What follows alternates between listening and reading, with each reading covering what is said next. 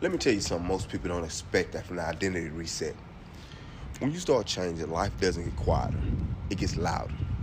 Old emotions come up, old reactions flare, old patterns start knocking like, hey, you remember me? And people think something's wrong. But no, this is actually how you know the reset is working. And here's why. Your old identity was familiar. Your nervous system learned how to survive there. Even if it was painful, it was predictable. So when you begin aligning with truth, your system doesn't say, oh, finally. It says danger, unknown territory. And that's resistance. But resistance isn't rebellion. It's untrained protection. See, triggers show up when your new identity collides with your old wiring. You're not regressing. You're integrating. So let me say that again, because this is what frees people. Triggers don't mean you're failing.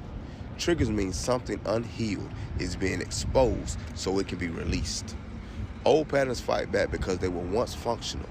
They kept you safe, they helped you cope, but they were never meant to lead your future. So what do you do when the trigger hits? You don't shame it, you don't suppress it, and you definitely don't spiral into self-judgment. You pause, and you ask one question. What is this trying to protect me from? And does that threat still exist? And most of the time, the answer is no. And that's the moment of power. Because every trigger is an invitation. You can either stay who you were or choose who you're becoming. And here's the truth nobody tells you. Alignment feels uncomfortable before it ever feels natural. Peace doesn't arrive first. Safety does.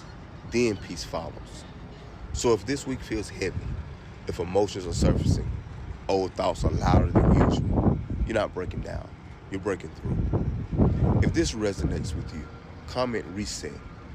And we'll talk about something that we can use to help move you through this resistance instead of fighting it. And then I want you to save this because the next time you're triggered, you're going to need this reminder.